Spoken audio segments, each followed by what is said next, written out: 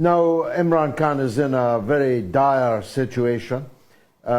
He's being held in prison. What they have in mind for Prime Minister Khan, which is to keep him out of the forthcoming elections, because he remains, every opinion poll that's been able to be taken of any credibility shows him remaining as the most popular politician in Pakistan. There is no doubt whatsoever that these charges of corruption are ridiculous in the Pakistani context. Imran Khan, there are many things you can say about Imran. There are things you can say against Imran. There are very many good things about the man.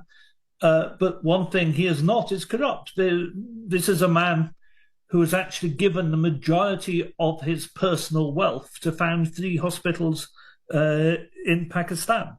He is not somebody who's going to spend his time trying to grab a 3 Rolex watch from the Kingdom of Saudi Arabia or something along those lines. These charges relating to gifts, when you compare them to the massive looting of the Pakistani state carried out by the Sharif family over the years, these charges are perfectly ridiculous.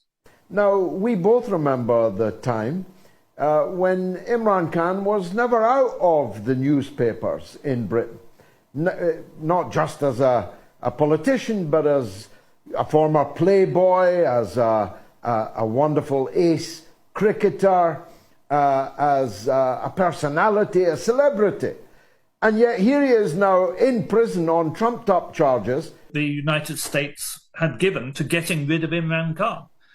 And of course, we have to remember why. He not only campaigned against drone operations in Pakistan, he stopped drone operations in Pakistan, and he stopped American military operating out of Pakistan.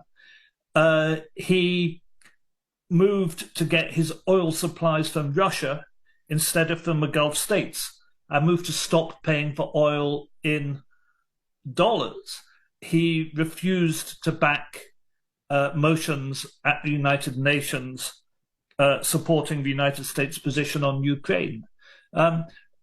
So, here you have this person who had a very strong international profile, as you say, and a high degree of international credibility, while a person widely appreciated and looked up to in the developing world, who was seen as a threat to the United States, and they've managed to get rid of him. And that requires maximum suppression. And of course, in a way, this is meant to be an example to other leaders, that if you don't jump when the United States says jump, when the United States insisted in public that Pakistan vote for a motion condemning Russian action in Ukraine, Imran Khan replied saying, "Are we slaves?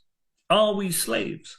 And the Americans can't stand people turning around to them and saying, "Are we slaves?" Because the truth hurts, and the truth is they do treat the developing world like slaves. They don't accept the developing world has a right to its own opinion, to its own ideas, and to an anti-imperial, anti-colonial background of way of thinking.